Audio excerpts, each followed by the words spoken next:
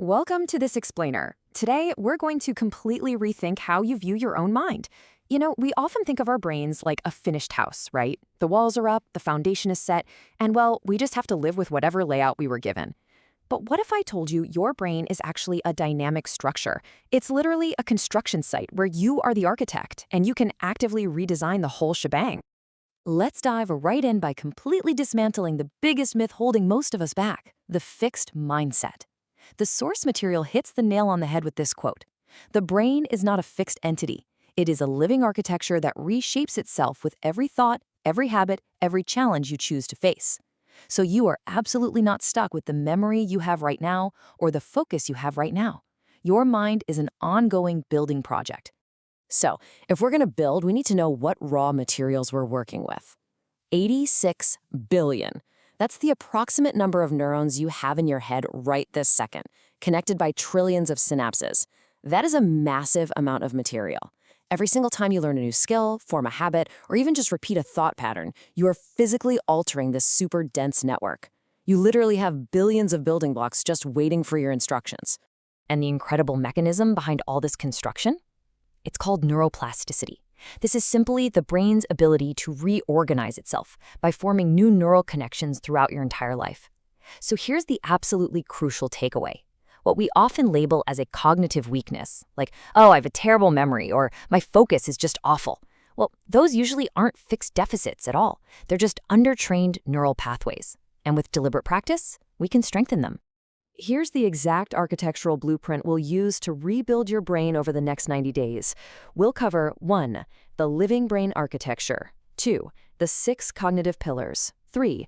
Upgrading focus and memory. 4. Agility, flexibility, and creativity. 5. Stress as cognitive infrastructure. And finally, 6. Your 90-day action plan.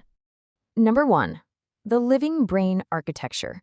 Okay, before we start knocking down walls and building, we have to inspect the current structure. I really want you to ask yourself, which of your mental pillars is cracking right now? Where are you feeling that cognitive friction in your day-to-day life? Is it reaching for your phone the literal second a task gets difficult? Or maybe walking into a room and completely forgetting why you're even in there? Identifying these weak points is the absolute first step of the redesign. Number 2, the 6 cognitive pillars. So there are 6 core load-bearing pillars holding up your mental performance. We've got focus, memory, speed, flexibility, creativity, and regulation. Now, what's really fascinating here is how we usually view their failure. We tend to look at things like procrastination, forgetting a name, or getting super anxious under pressure as personality flaws.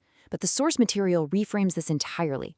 They aren't character flaws. They're just structural weaknesses in these specific cognitive pillars. If you forget tasks, your memory pillar needs some reinforcement. If you're dealing with burnout, well, your regulation pillar is taking way too much weight.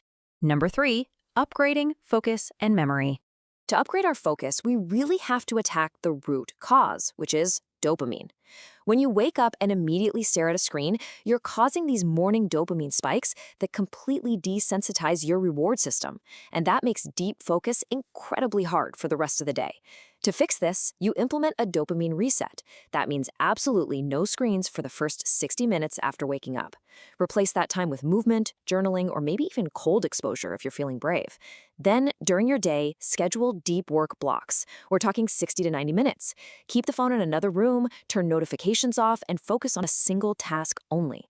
It's like taking your brain to the gym for heavy lifting. And when it comes to memory, you know what? Most of us don't actually have a bad memory. We just have terrible encoding habits. The Memory Palace method completely fixes this.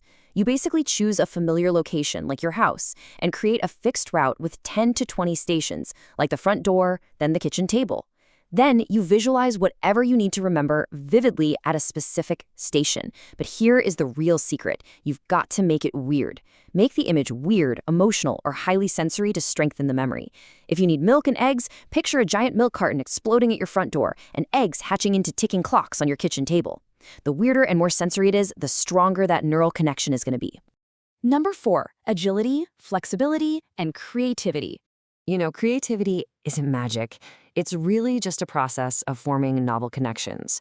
But most of us totally sabotage it by mixing up 2 very distinct phases. First, there's divergent thinking. This is where you generate as many ideas as possible, zero judgment, quantity over quality.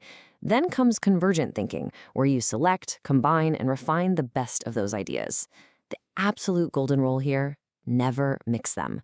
If you try to judge an idea while you are still generating it, you will kill your creativity right on the spot. Now let's talk about cognitive flexibility.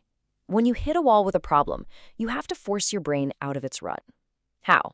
By deliberately adopting 3 different perspectives. First, be the optimist.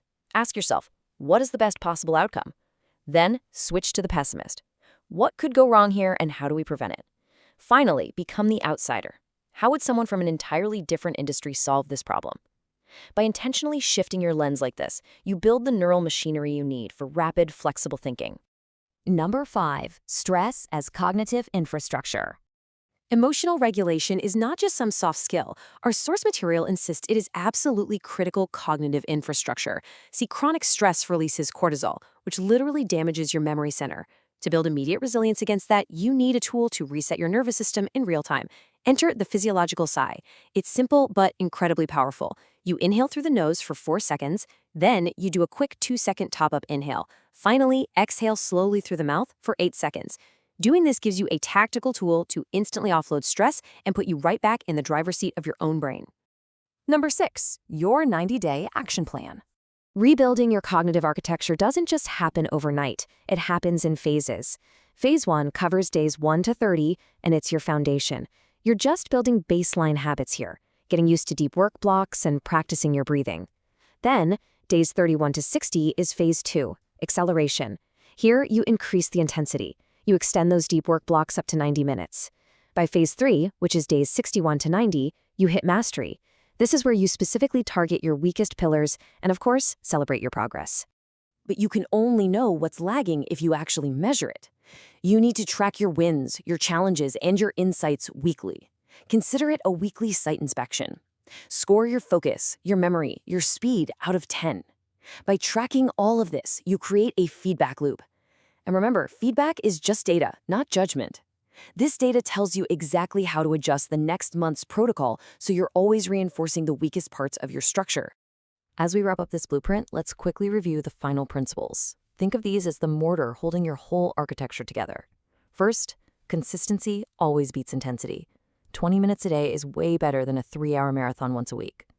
Second, sleep is training.